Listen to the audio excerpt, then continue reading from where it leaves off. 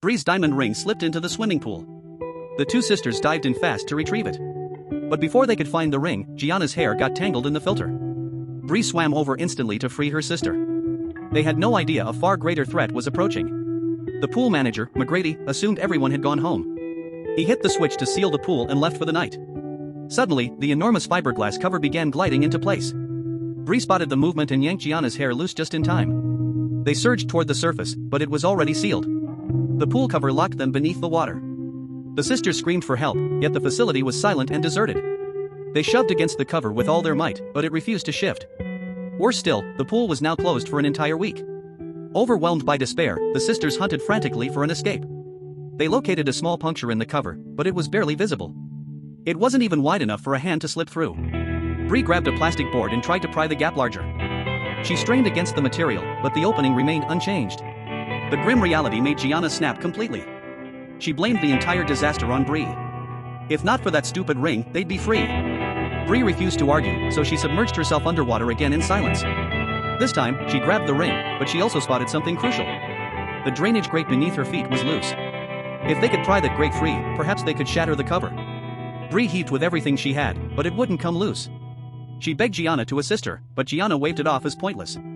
Just then, Bree's fiancé, David, rang her cell phone. Bree's face lit up with fresh hope. She felt certain David would rescue them. Yet as afternoon faded into evening, the phone buzzed repeatedly, and David never arrived. Then, on schedule, the pool lights clicked off. Total blackness swallowed them whole. Bree clutched her head, pale and suffering. She was diabetic and required insulin desperately, but her kit was in her bag outside the water. Seeing Bree in agony, Gianna's anger finally cooled. She silently picked up the plastic board and resumed scraping at the tiny hole. The two sisters had been imprisoned in the pool for 4 hours. Abruptly, the pool lights blazed on again. It was Clara, the overnight janitor. Seeing a figure approach, the sisters banged on the cover and shrieked for assistance, but Clara ignored their pleas. Instead, she started digging through Bree's handbag.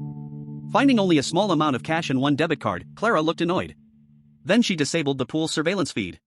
She strolled over to the trapped pair and started chatting like it was nothing. It turned out Clara had just finished a stint in jail for theft. She was buried in debt, had a kid at home, and needed funds fast. Her scheme was straightforward. Ransom the two women for cash. Clara demanded the PIN for Bree's bank card. That was when it dawned on them that they were being shaken down. Gianna became so enraged she swore viciously at Clara. Clara, furious, marched over and turned off the pool's heater. The water temperature started dropping fast. Bree thought it over carefully, then reluctantly surrendered her PIN. Clara, however, insisted on checking the balance first, promising to free them once she returned. The sisters shivered in the icy water, praying for Clara to come back. Clara eventually did return, but she still wouldn't open the lid. When asked why, she looked furious and accused them of deception. "There's only $80 in here, are you kidding me?" she yelled. Gianna pleaded with Clara to let them out. She explained Bree was diabetic and would die without her insulin shot, but Clara refused to believe a word.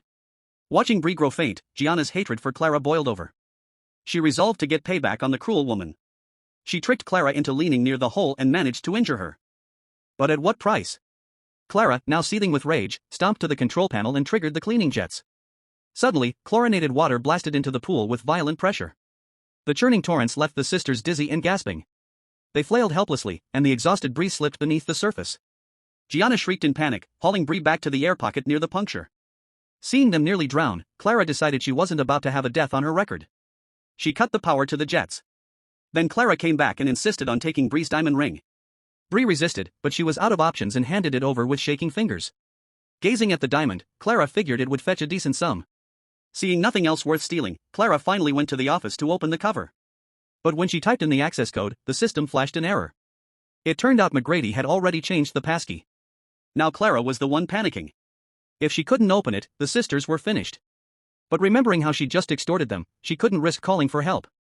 She had only recently left prison, and she was terrified of going back. In the end, Clara chose to abandon them, leaving them to drown. Watching their last hope vanish, Gianna screamed in fury. When she turned, Bree had lost consciousness. Without insulin soon, Bree would die in that water. Their only remaining chance lay with that metal grate underwater. But Gianna was petrified. Earlier, her hair had been caught, and she'd nearly drowned herself. Still, she knew she was Bree's only shot at survival. Steeling her nerves, she plunged underwater and wrenched at the grate with desperate force. The first attempt failed. The second attempt failed, too. Finally, she threaded a bikini strap through the slats for leverage. This time, she wrenched it free. She surfaced fast and slammed the metal grate against the pool cover. A fracture appeared. She struck harder and harder, spiderwebbing the fiberglass. With a thunderous crack, the cover gave way. Gianna hauled Bree onto the deck and jammed the insulin needle into her leg. Bree's eyes fluttered open slowly. Just as Gianna exhaled with relief, she lifted her gaze. Clara had come back, only this time she had a pistol aimed at their heads. Clara feared that if the sisters lived, she'd be sent straight back to jail. She decided to eliminate the threat herself. Gianna wrapped her arms around Bree, sobbing and swearing they'd stay silent. Clara didn't buy it and crept closer. In sheer desperation, Gianna played the only card she had left. "If you shoot us," she cried out. "What happens to your daughter?" The words hit Clara like a freight train. She lowered the gun slowly, then tossed the diamond ring back to Bree. Gianna dialed 911 immediately, and keeping her word, she let Clara slip away into the night. At last, the two sisters were out of danger. So the lesson from this nightmare: never swim with jewelry on, and for heaven's sake, always wear a swim cap.